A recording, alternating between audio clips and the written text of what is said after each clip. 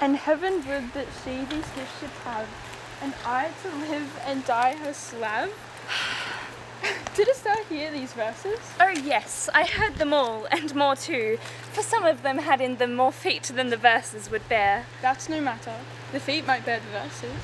Aye, but the feet were lame and could not bear themselves without the verse, and therefore stood lamely in the verse. But didst thou hear without wondering how thy name should be carved and hanged upon these trees? I was 7 out of the 9 days of wonder before you came, for look here what I found on a palm tree. I was never so berhymed since Pythagoras' time that I was an Irish rat, which I can hardly remember. Trow you, who has done this? Is it a man? And a chain that you once wore about his neck. Change you colour. I prithee, who? O Lord, Lord, it is a hard matter for friends to meet, but mountains may be moved with earthquakes and so encounter. Nay, but who is it? Is it possible? Nay, I prithee now with most petitionary vehemence, tell me who it is.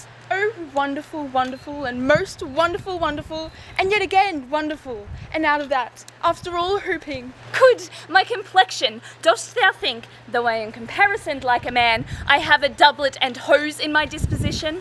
1 inch of delay more is a South Sea of discovery. I prithee, tell me who it is quickly, and speak apace.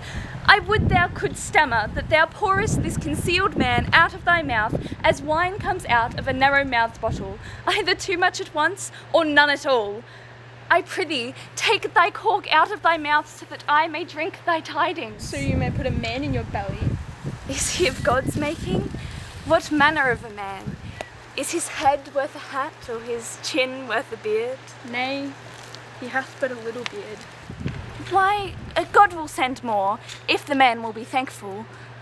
Let me stay the growth of his beard, if thou delay me not the knowledge of his chin. It is young Orlando that tripped up the restless heels in your heart, both in an instant. Nay, but the devil take mocking. Speak, sad brow and true maid. Aye, faith, coz, 'tis he. Orlando? Orlando. Alas the day! What shall I do with my doublet and hose? What did he when thou sawest him? How looked he? Wherein went he? What makes him here? Did he ask for me? What remains he? How parted he with thee? And when shalt thou see him again? Answer me in one word. You must blow me a gargantuous mouth first. 'Tis a word too great for any mouth of this age's size. To say aye and no to these particulars is more than to answer in a catechism.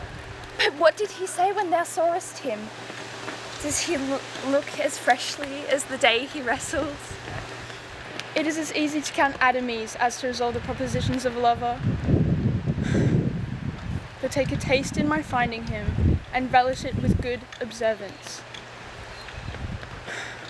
I found him under a tree, like a dropped acorn. It may well be called Jove's tree when it drops forth such fruit. Give me audience, good madam. Proceed. There lay he, stretched along, like a wounded knight. It would be a pity to see such a sight. It well becomes the ground. Cry hollow to thy tongue, I prithee, it curvets unreasonably. He was furnished like a hunter. Oh, ominous, he comes to kill my heart. I would sing my song without a burden. Thou bringest me out of tune. Dost thou not know that I am a woman when I think I must speak?